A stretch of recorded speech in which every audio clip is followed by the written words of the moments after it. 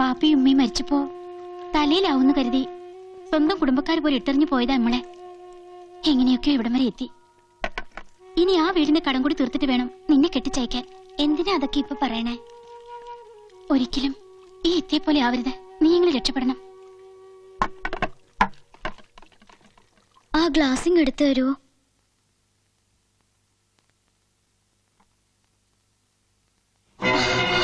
എന്താ ഇത്? എന്തിനാ ഇത്? ആവശ്യമുണ്ട്.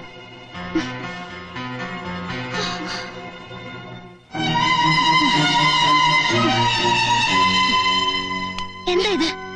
മൂട്ടവിഷം. എന്റെ റബ്ബേ, എന്തിനാ ഇപ്പൊ മൂട്ടവിഷം? മൂട്ടയെ കൊല്ലാൻ. അതിനീ പോലെയുള്ള മൂട്ടയില്ലല്ലോ. എന്റെ പടച്ചോനെ, വല്ല ഇബിലിസോ ജിന്നോ എന്റെ മോളുടെ മേത്ത് കൂടിയാ. നിന്നോട് ആരാ പറഞ്ഞതൊക്കെ ചെന്ന് പറയാൻ? എന്താ മോളെ ഇത്? ഓള് ഇനി എന്തെങ്കിലും കടുങ്കൈ ചെയ്യുമെന്നോ എന്റെ പേടി. എത്ര നേരം ഒന്ന് വെച്ചിട്ടാ കാവലിരിക്കുക? പിന്നിപ്പോ എന്താ ചെയ്യുക? അരുതാത്ത ബന്ധത്തിന് സമ്മതം മൂളാനോ? ഓളിപ്പോ എന്തെടുക്ക? ഭക്ഷണം കഴിച്ചോണ്ടിരിക്കുക. ഭക്ഷണം കഴിക്കുവാണാ? അതിലിനി വിഷം കലർത്തിയിട്ടുണ്ടാ? അത് ഞാൻ പരീക്ഷിച്ചു. എങ്ങനെ? അതിന്ന് കുറച്ചെടുത്ത് ആദ്യം മൂസൂട്ടിക്ക് കൊടുത്തു. വിഷം പരീക്ഷിക്കാനാണ് നമ്മളെ പാലൂട്ടി തീറ്റിച്ചത്. വിഷം അകത്ത് എന്നാലും ചാവാത്ത ചെയ്താനായത് വിശ്വസിച്ചൂടാ.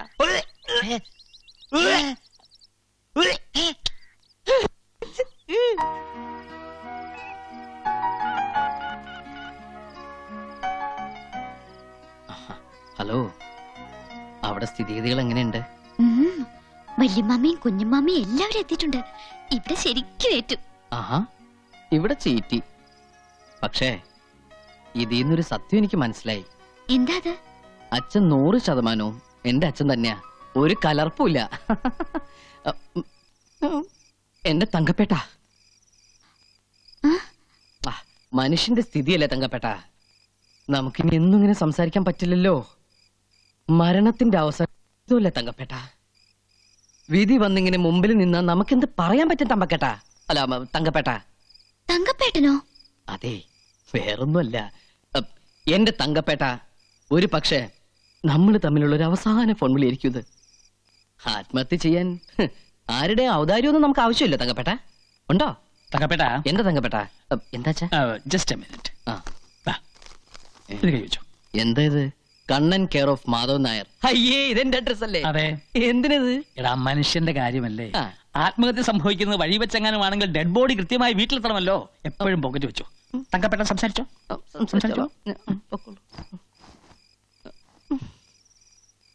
തങ്കപ്പേട്ട, അതും ചീറ്റി.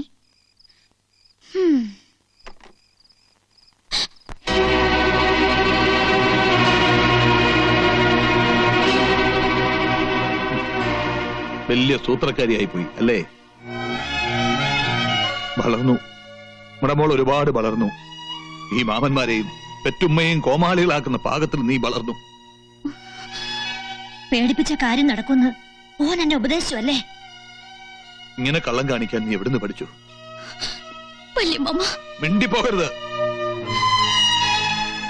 നിന്റെ നെഞ്ചിൽ ജീവനുള്ളിടത്തോളം കാലം നിന്റെ മനസ്സിലെ മോഹം നടക്കില്ല. നടക്കാൻ ഞാൻ അനുവദിക്കില്ല. ഇക്കാര്യത്തിനാ ഓടം വെക്കിട്ട് കയറണത്. ഈ പുലിവാലിനെല്ലാം കാരണം കള്ള ഹിമാറല്ലേ. ഓനിട്ട് 2 പടപടയ്ക്കണം. ശരിയാ. ആ ചെക്കനെ ഇവിടുന്ന് അടിച്ചു ഓടിച്ചാലേ ഈ പ്രശ്നം തീരുള്ളൂ. തീർക്കാം. ഇപ്പോ ഈ നിമിഷം കൊണ്ട് എല്ലാം അവസാനിപ്പിക്കാം. പാടാ എല്ലാം ആലോചിച്ചിട്ട് പോരെ, വെറുതെ എടുത്തിയാർന്നോ? അനക്കിതിൽ കാര്യമില്ല. ഇത് നമ്മുടെ കുടുംബ പ്രശ്നമാണ്. ഈ ആരാടാ ഇതൊക്കെ പറയാൻ? സ്വന്തം വർഗത്തിനോട് കൂറില്ലാത്ത കള്ള ഹിമാർ. മാറിക്കട വല്ലാലെ പോ. പാടാ. ഉമ്മ, അവരോട് അങ്ങോട്ട് പോണ്ടെന്ന് പറയുമ്മ. ഇല്ല, നീ ഒരുത്തി അതിനെല്ലാം കാരണം. ഇന്നത്തെ കൊണ്ട് ഓന്റെ എപ്പിസോഡ് അവസാനിപ്പിക്കണം. എന്താ എന്നോട്ട് ഈ കാണിച്ചത്? ഈ ഉമ്മയോട് നീ എങ്ങനെയാണോ മോളെ വാശി തീർക്കുന്നത്? എന്റെ പടശോനെ, ഈ സമയം കളയാതെ അവരെ ഇങ്ങോട്ട് വിളിക്കേ. എന്താ? എന്തു പറ്റി? എന്താ മോളെ ഇത്? ഞാനൊരു സൂത്രക്കാരിയല്ല വല്യമ്മ. ആരെയും കോമാളിയാക്കാനും അല്ല. എനിക്ക് അയാളെ ഇഷ്ടാണ്. അത്രയ്ക്ക് ഇഷ്ടാണ്. മരിച്ചു കാണിച്ചാലെങ്കിലും വിശ്വസിക്കുമല്ലോ.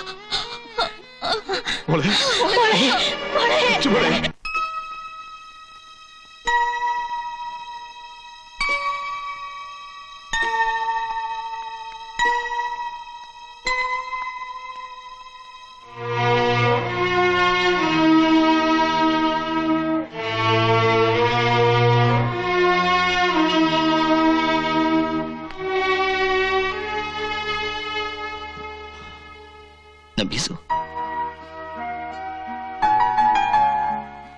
നബീസു, നബീസു. എട്ടും പൊട്ടും തിരിയാത്ത പെണ്ണിന് വേണ്ടാത്തൊക്കെ ഉപദേശിച്ചു കൊടുത്ത് ഈ സ്ഥിതിയിലാക്കിയിട്ട് ഇപ്പൊ കാണാൻ പറ്റിരിക്കുന്നു. കുഞ്ഞുമമ്മദേ, ബഹളം വേണ്ട. ആശുപത്രിയായത്. ഒന്ന് സ്നേഹിച്ചു പോയതിന് ഇത്രക്കേറെ ശിക്ഷിക്കണായിരുന്നു. ഇതിനൊക്കെ കാരണക്കാരൻ ഈയാണ്. ഇവൾക്ക് എന്തെങ്കിലും സംഭവിച്ച ഒറ്റണത്തിന് ഞാൻ വെറുതെ വിടില്ല. കൊല്ലി ഞാൻ എല്ലാത്തിനെയും. കണ്ണാ, വേണ്ട, ഒന്നിച്ച് ജീവിക്കാനല്ലേ നിങ്ങളുടെ മതത്തിന്റെയൊക്കെ സമ്മതം വേണ്ടു. ഒന്നിച്ച് മരിക്കാൻ ആരുടെ സമ്മതം വേണ്ടല്ലോ.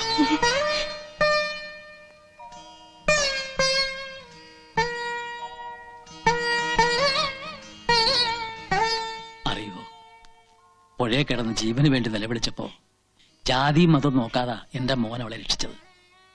ഇപ്പൊ നിങ്ങളെല്ലാം കൂടെ ചേർന്ന് അവളെ ഈ അവസ്ഥയിലാക്കി. അവളുടെ ശരീരത്തിൽ അല്പമെങ്കിലും ജീവൻ ബാക്കിയുണ്ടെങ്കിൽ അതെന്റെ മോന് കൊടുത്തൂടെ? ദാനമായിട്ടെങ്കിലും.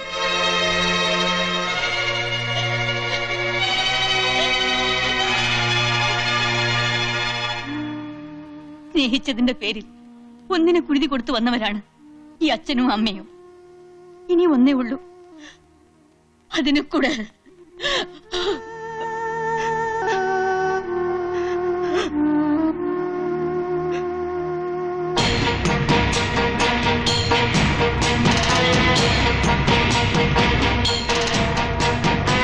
ഹായ്, കണ്ടില്ലേ പ്രമാണിമാര്? പള്ളിയും പടച്ചോനും വിറ്റ് പുളിച്ചപ്പാട്ട് അടിക്കുന്ന ജാതികളാ. ഇതൊക്കെ നമ്മുടെ കുഞ്ഞുമക്കാന്റെ ആൾക്കാരെന്നെ.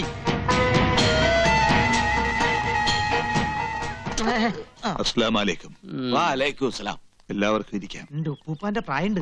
ഹായ്, എന്നെ തല്ലു വിളിച്ച മാതിരി ഇവരും തല്ലു വിളിക്കാൻ കൂടെ കൊണ്ടെടുക്കാനാ. മുണ്ടാണ്ടിരിടാ, ഇത് നമ്മടെ കുടുംബ പ്രശ്നമാണ്. ഞമ്മള് ചിലതൊക്കെ കേട്ട് അതൊന്ന് നേരിട്ട് അറിയാൻ വേണ്ടി വന്നതാ. നിങ്ങൾ കേട്ടതൊക്കെ നേരാ.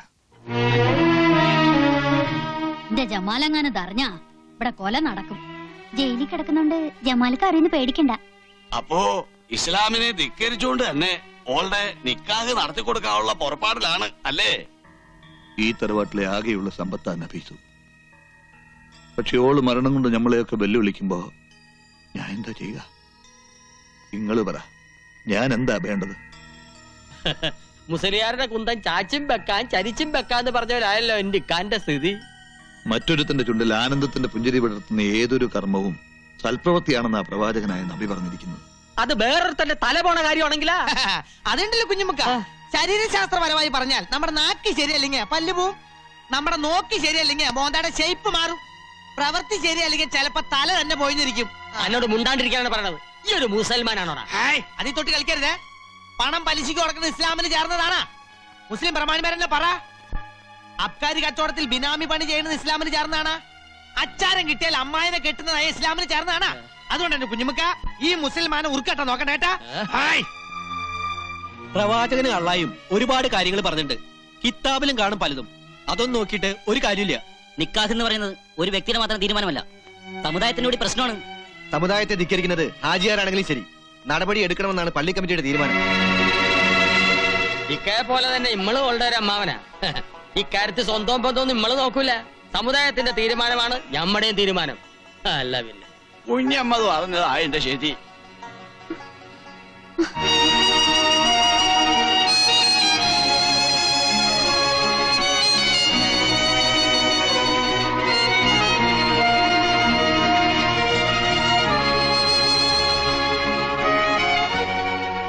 മതത്തെയും ആചാരത്തെയും എതിർക്കുന്നതല്ല. എതിർത്താൽ ഈ തറവാട്ടിലൊരു ദുരന്തം. അറിഞ്ഞുകൊണ്ടൊരു തീരാ ദുഃഖം ഏറ്റുവാങ്ങാനുള്ള മനക്കരുത്ത് എനിക്കില്ല. ഓർക്കൊരുമിച്ചാലേ പറ്റുള്ളൂവെങ്കിൽ ഒറ്റ മാർഗമുള്ളൂ, ഓൻ ഇസ്ലാമാകണം. ഈ നാട്ടിലെ ഇസ്ലാമികളെ ഏറെ ബഹുമാനിക്കുന്ന വ്യക്തിയാണ് ഹാജിയാർ. ആ ഹാജിയാരുടെ കുട്ടിയെ ഒരു ഇന്ത്യച്ചക്കൻ തട്ടിക്കൊണ്ട് പോവാന്ന് വെച്ചാ ഓന്റെ വീട് നമ്മൾ ചുട്ടുകരിക്കും. അതിന്റെ ഒന്നും ആവശ്യമില്ല. അങ്ങനെയൊന്നും ഒരു ഇസ്ലാമിന്റെ നിയമത്തിലും പറഞ്ഞിട്ടുമില്ല. എന്ത് ചെയ്യണമെന്ന് നമുക്ക് ഒന്നുകൂടി ആലോചിക്കാം. ആലോചിക്കാനൊന്നുമില്ല. ഇസ്ലാം ആവണമെന്ന് പറയുമ്പോ തന്നെ ഓൻ ഈ ബന്ധം വിട്ട് വേറെ പെണ്ണിനെ നോക്കുള്ളൂ. അടയും ചക്കരയും പോലെ അല്ലേ? ഒന്നിച്ചേ പറ്റുള്ളൂ എന്നുണ്ടെങ്കിൽ ഓൻ മതം മാറി നമ്മടെ ജാതി ചേരട്ടെ. ഞാൻ റെഡി.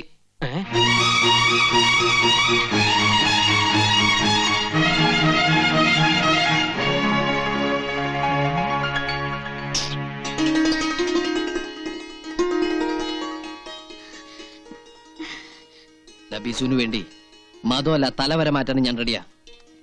എടാ കള്ള ഹിമാറെ, നീ തന്ത്രം പറഞ്ഞ് മുസ്ലിം പെണ്ണിനെ തട്ടിക്കൊണ്ടുല്ലേ? മുസൽമാന്റെ കയ്യൊക്കെ നീ കണ്ടിട്ടില്ല.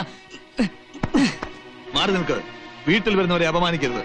അല്ലൊക്കെ ഇക്കാര്യത്തില് മിണ്ടിപ്പോകരുത്. ബഹളം ഉണ്ടാക്കാനാണോ നീ ഇവരെയും കുട്ടി ഇങ്ങോട്ട് വന്നത്? ഇവിടെ വന്നിപ്പോ ബഹളം ഉണ്ടാക്കിയത് അവനല്ലേ? ഞാൻ ബഹളം ഉണ്ടാക്കാനോ ആരെയും തട്ടിക്കൊണ്ടുപോകാനോ വന്നോന്നല്ല. നിങ്ങൾ പറയുന്ന ഏത് നിയമം അനുസരിച്ച് ഞാൻ സ്നേഹിക്കുന്ന പെണ്ണിനെ വിവാഹം കഴിക്കാൻ തയ്യാറാണെന്ന് പറയാൻ വന്ന. ഈ ബലാല് പിടിച്ച ശൈത്താൻ ഇവിടെ മയ്യത്തും കൊണ്ടേ പോവും. അത് ശരി, താൻ ഇവിടെ വന്നിരിക്കുകയാണ്. അവൻ വന്നിട്ട് എനിക്ക് ചിലതൊക്കെ സംസാരിക്കാനുണ്ട്. എല്ലാം തീരുമാനിച്ചതിന് ശേഷം ഇനി എന്ത് സംസാരിക്കാൻ? എല്ലാം കഴിയുമ്പോ നമ്മുടെ മോനെ നമുക്ക് നഷ്ടപ്പെടുമോന്നാ എനിക്ക് പേടി. നീ എന്ത് വിട്ടിത്തമായി പറയുന്നത്? മതം മാറിയെന്ന് വെച്ചിട്ട് അവൻ നമ്മുടെ മകനല്ലാണ്ടാവോ? ഇതിലിപ്പോ ലാഭവും നഷ്ടവും ഒന്നും നോക്കണ്ട.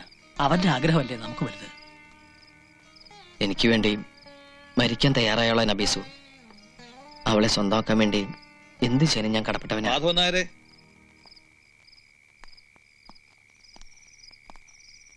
അല്ല, അകത്തേക്ക് ഇരിക്കാം. വേണ്ട. മതം മാറാൻ കണ്ണൻ സമ്മതിച്ചു. പക്ഷേ അത് വാശിക്കോ ആവേശം കൊണ്ടുള്ള ഒരു തീരുമാനമാവരുത്. അതുകൊണ്ടാ അച്ഛന്റെ അമ്മയുടെ സമ്മതം കൂടി അറിയാൻ ഞങ്ങൾ വന്നത്. ആകെ കൂടി ഇതൊന്നേ ബാക്കിയുള്ളൂ.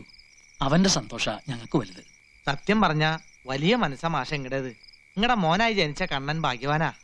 എല്ലാവർക്കും സമ്മതമായ സ്ഥിതിക്ക് കണ്ണൻ നാളെ തന്നെ പൊന്നാനിക്ക് പോട്ടെ. തങ്ങൾക്കുള്ള ഒരു കത്തും ഞാൻ തരാം. കൂട്ടിന് മൂസൂട്ടി ഉണ്ടാവും.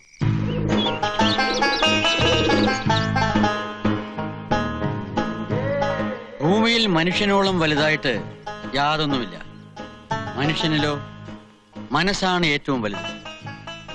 ഒരു മതത്തെ നാം മനസ്സുകൊണ്ട് സ്വീകരിക്കുമ്പോൾ അതിന്റെ മഹത്വം എന്താണെന്ന് സ്വയം അറിഞ്ഞിരിക്കണം. ഓരോ മതത്തിനും അതിൻ്റെതായ മഹത്വങ്ങളുണ്ട്. ഇസ്ലാം മതം എന്താണെന്ന് അറിയോ? ഇല്ല. പിന്നെന്തിനാ ഇസ്ലാം ആകാൻ ആഗ്രഹിക്കുന്നത്? എനിക്ക് നബീസുവിനെ വിവാഹം ചെയ്യണം. അപ്പോ ഒരു കാര്യസാധ്യത്തിന് വേണ്ടിയുള്ള മതം മാറ്റം അല്ലേ? എന്താണെന്നും വേണ്ടാത്തത്? ലാ ഇക്രാഹ ഫിദ്ദീൻ. ഖുർആനിലൂടെ അള്ളാഹു ഉപദേശിച്ചിട്ടുണ്ട്, മതത്തിന്റെ കാര്യത്തിൽ യാതൊരു ബലപ്രയോഗവും പാടില്ല എന്ന്. മതം മാറ്റം കൊള്ളാം, അതിനു മുമ്പ് മതത്തെ പഠിക്കണം, അതിന്റെ തത്വസംഹിതകൾ അറിഞ്ഞിരിക്കണം. അല്ലാതെ പ്രായത്തിന്റെ ചാബല്യം കൊണ്ട് തോന്നിയ മണ്ടത്തരമാകരുത് മതമാറ്റം.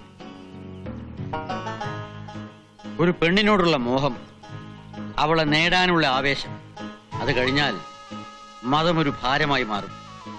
അങ്ങനെയാണ് സാധാരണ സംഭവിക്കാറ്. അതുകൊണ്ട് തീരുമാനം ബാലിശമാകരുത്.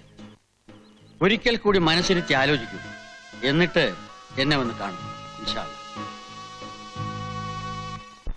ചിന്തിച്ചു നോക്കുമ്പോ തങ്ങള് പറയുന്നതിലുണ്ട് കാര്യം. ഈ മതം എന്നൊക്കെ പറയുന്നത് പിള്ളേരുകളിലല്ലോ. 5 നേരം നിസ്കരിക്കുന്ന ഒരു മുസൽമാനായി ഞാനും. ഞാൻ എന്താ ചെയ്യാ? എനിക്ക് അവളെ വേണം. ഇതിനൊക്കെ കാരണക്കാരാ കള്ള ഹിമാറ കുഞ്ഞുമുക്ക. അളിയന് വേണ്ടി ഓന്റെ ഒടുക്കത്തൊരു സമുദായ സ്നേഹം. തങ്ങൾക്ക് ബുദ്ധി കൂടിയതാ പാരയത്. അങ്ങേരുടെ ഒരു ഉപദേശം. എന്തായാലും ഇവിടെ വരെ വന്ന സ്ഥിതിക്ക് നമുക്ക് ഫില്ലിൻ ദ ബ്ലാങ്ക്സ് ആയിട്ട് പോവാം. എന്നുവെച്ചാ നോട്ട് ഓൺലി ബട്ട് ഓൾസോ. മനസ്സിലായില്ല. പൊന്നാന് കണ്ടിട്ട് പോവാന്ന്. പോകുന്ന കാര്യം നമുക്ക് പിന്നെ തീരുമാനിക്കാം.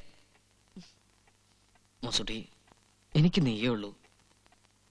ഇതിനെന്തെങ്കിലും ഒരു പോംവഴി നീ കണ്ടെത്തിയേ പറ്റൂ. ഒറ്റ വഴിയുള്ളൂ. എന്തത്? ഈ മതം മാറണ്ട. അയ്യോ, അപ്പൊ അവള് മതം മാറുന്ന ഒരു കള്ളം പറയണം. ഹാജര് അറിഞ്ഞ അള്ളാനെ പറ്റിക്കുന്നതിലും വലിയ ചതിയൊന്നല്ലല്ലോ ഹാജരെ പറ്റിക്കുന്നത്, ആണോ? അതല്ല, ഇതിലും വലിയ കള്ളങ്ങളൊക്കെ നാട്ടിൽ നടക്കാറില്ല എന്റെ കണ്ണാ.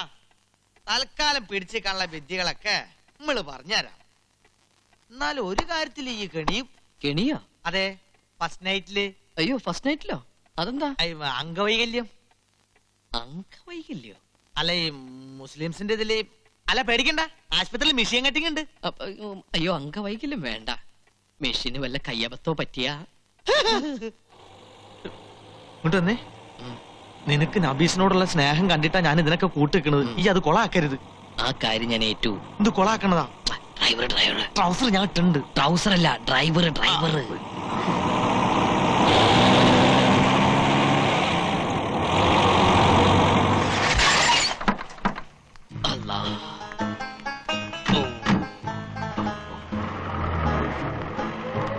വലൈക്കും അസ്സലാം. പടച്ചോനെ തുടക്കം തന്നെ പിഴച്ചു. അസ്സലാം വലൈക്കും. അസ്സലാം അലൈക്കും. വാലേക്കും അസ്സലാം. യാത്രയൊക്കെ സുഖമായിരുന്നോ? ഇൻഷാ അല്ലാഹ്.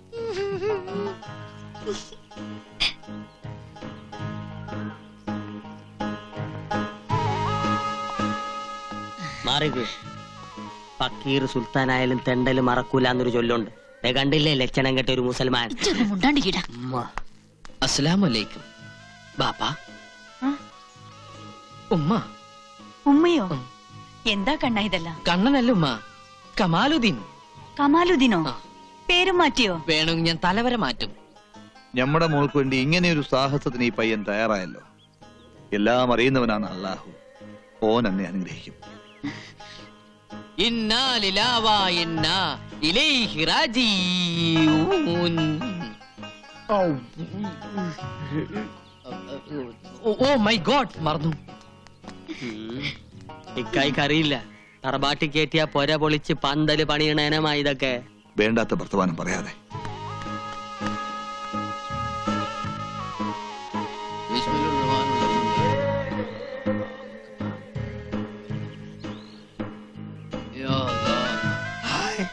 എന്റെ അള്ളൂ, ഈ സമയത്ത് നിസ്കാരമാ.